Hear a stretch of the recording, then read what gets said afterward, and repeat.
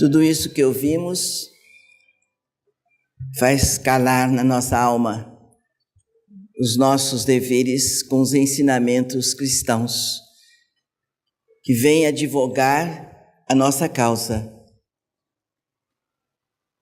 iluminar a nossa vida, pacificar a nossa alma e com mais coragem, convicção e decisão, seguirmos o caminho de progresso espiritual. E toda a nossa conduta pode nos beneficiar, como beneficiar os espíritos menos esclarecidos que participam da nossa jornada. E podemos também manter nas trevas do desconhecimento os espíritos que convivem conosco na caminhada terrena. Então, a nossa conduta, a nossa maneira cristã de viver, nos faz bem a nós, espírito encarnado, e faz bem aos espíritos desencarnados que ainda sofrem, porque desconhecem a razão da sua existência. Na Terra não aprenderam as leis de amor, nos planos espirituais eles aprendem, fazem parte de uma escola espiritual para que depois ganhem a chance da reencarnação. E chega aqui na Terra, a gente se esquece de tudo que aprendeu, de todos os ensinamentos e orientações, porque o mundo ainda é muito forte sobre os encarnados e mantém nas trevas os desencarnados. E as religiões são importantes para esta orientação. Ela deve esclarecer, ensinar as leis de Deus e amparar as pessoas para que elas consigam respeitar, vivenciar, quem sabe, as leis que o Pai nos mandou através de Jesus. Sem esta conduta, à luz da doutrina espírita, os sofrimentos vão crescer. Como tem crescido. Muitas pessoas falam que o planeta progrediu. Progrediu na parte material, mas na parte espiritual não. Naturalmente o progresso acontece em algumas almas, acontece em alguns sentimentos, mas isso não é progresso que nós podemos considerar que o mundo progrediu. O povo não entende ainda a razão da sua presença de povoar a terra.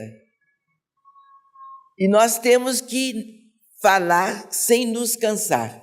Não só falar, mas exemplificar. Quem puder observar e seguir é felicidade para todos nós. Quem não aceitar e não conseguir realizar alguma coisa do que aprendeu, vamos aguardar que novas encarnações terão e teremos. Mas o dever da doutrina espírita é passar de uma maneira afetuosa, equilibrada, consciente, as lições que o Evangelho nos apresenta e vivenciar, dar exemplo. E nós vimos há tantos anos lutando para nos melhorar, compreendendo que não temos nível tão bom para transmitirmos o bem pleno que o mundo espiritual nos concede, e vimos observando a falta de evolução, a falta de decisão do ser humano seguir Deus à luz do caminho que Jesus nos deixou. É uma dificuldade lamentável, dando terreno propício para o sofrimento crescer, adubando a semente do mal. E os espíritos estão aí abusando. Antes, um tempo antes que a doutrina era pouco divulgada, por dificuldades que as religiões apresentavam, era uma tristeza a obsessão. ela era quase que generalizada. Com a divulgação e o trabalho da doutrina espírita, isto melhorou.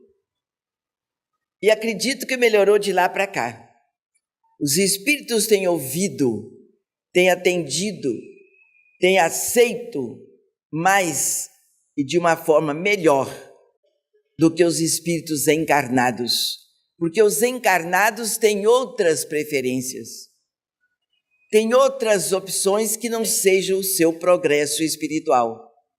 Então os desencarnados já estão sofrendo a indolência que eles viveram aqui na Terra. E eles absorvem melhor a orientação espiritual. E quando a gente observa aqui, ali ou acolá, uma obsessão mais concreta dominando o corpo físico, é uma dificuldade. Às vezes tem que levar o paciente para a medicina terrena, não que ela vá curar o espírito, não cura, mas ela vai dar uma medicação para o corpo físico se fortalecer, a fim de que o dono do corpo tenha um instrumento para se defender das agressões. O corpo físico fica tão exaurido pelo domínio do obsessor que ele não oferece resistência ao seu dono, que é o espírito, o encarnado. E o desencarnado, que tem algum poder sobre o encarnado, naturalmente com uma razão justa de ser, justa dentro dos seus sentidos, domina o corpo físico do encarnado. E o encarnado desfalece nas suas energias sugadas pelo obsessor. Isto, graças a Deus, acontece pouco nos nossos dias. A obsessão, ela vem de uma forma cultural, ela vem de uma forma muito elegante, é quase como uma fascinação. A pessoa é fascinada pelas coisas do mundo, que dentro do nível espiritual chamamos de negativo, e a criatura toma posse daqueles direitos naturais de um obsediado, mas se considera muito equilibrado, muito inteligente, e o obsessor faz o trabalho dele à vontade, até que o cidadão caia ou em abismos sociais, ou em abismos econômicos, familiares, de alguma maneira, um sofrimento que vem atacar e agredir o físico e a parte física, que é bem observada, é bem concreta para os olhos daqueles que só enxergam com a visão terrena, a visão física. Então, de todos os modos, de maneiras, nós precisamos do estudo da doutrina espírita. Ainda que não seja estudo, mas leitura, porque a leitura, ela vai clareando o seu espírito, clareando a sua casa mental, iluminando os seus pensamentos. Daqui a pouco o seu espírito começa a absorver aquele bem-estar, aquela luz que pacifica. Ela não só clareia, como ela pacifica. Daqui um pouco você pode estudar. É um progresso constante da criatura espiritual na Terra, vivendo num corpo físico, numa vida social. Raramente se vê uma pessoa, não tomem susto não, mas raro é se ver uma pessoa plenamente equilibrada. É lamentável que se possa falar isto numa época de tanto progresso de tudo na Terra. Raríssimo é uma pessoa plenamente equilibrada. Você lida com ela, você vê logo a sua parte de desequilíbrio. E, naturalmente, ela também vê em nós outros o desequilíbrio. Mas quando o espírita perde o equilíbrio, ele percebe. Porque você está acostumado com a luz, é lógico que você não vai se dar bem na escuridão. Se você está acostumado com a paz, você não se sente bem na aglomeração, no tumulto, nas loucuras do mundo. Se você está acostumado a conviver com pessoas educadas, Você percebe logo quando uma pessoa é deseducada. Quando você vive no meio dos deseducados, você não vai notar diferença. É semelhança, é afinidade. Então, quem estuda a doutrina espírita, ela não quer dizer que ela seja privilegiada, não. É a correspondência das suas opções. Você tem amor pelo trabalho do Cristo, então você se integra na doutrina espírita porque ela é justamente a doutrina do Cristo. É evidente que você vai receber o amparo, a proteção, as luzes dos planos superiores. É evidente.